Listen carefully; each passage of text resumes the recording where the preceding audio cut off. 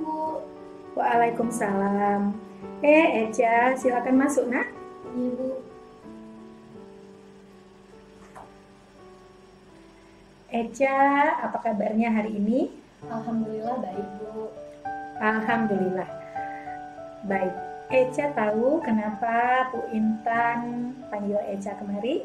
Maaf, Bu, kenapa ya? Eca kurang tahu, Bu. Nah, coba Eca ingat-ingat kembali pada kegiatan upacara tadi pagi. Kira-kira apa yang telah kamu lakukan di barisan? Tapi Eca harus jujur ya. Eca bermain-main dan tertawa-tawa pada saat upacara berlangsung di barisan. Bermain-main dan tertawa-tawa. Boleh Ibu tahu, Nak, apa penyebab Eca sampai tertawa-tawa gitu? Sebenarnya yang membuat Eca tertawa sampai segitu karena teman di depan Eca membuang angin, Bu. Dan bukan cuma Eca saja yang tertawa, hanya saja suara mereka lebih kecil daripada Eca. Baik, di sini Ibu tidak mencari siapa yang salah, siapa yang benar.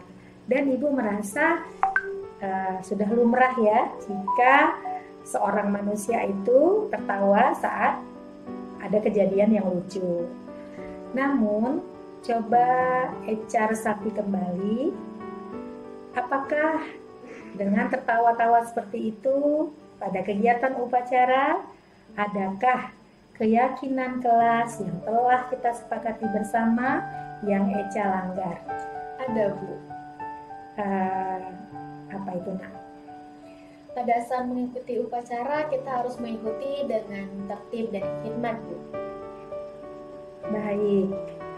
Nah, Eca, kira-kira apa yang bisa Eca lakukan agar permasalahan ataupun kesalahan yang telah Eca lakukan dapat Eca perbaiki?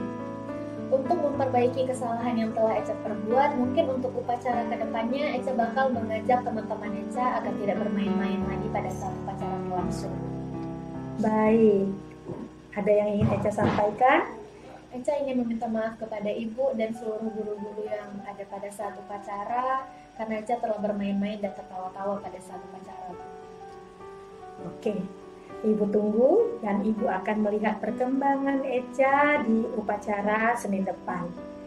Ibu harap Eca bisa memperbaiki kesalahan, bahkan bisa mengajak teman-teman lain seperti janji Eca untuk tertib dan khidmat pada upacara. Siap? Siap, Bu. Oke, baik. Sekarang Eca boleh kembali ke kelas dan Ibu ucapkan selamat belajar, Nak. Terima kasih ya, Bu.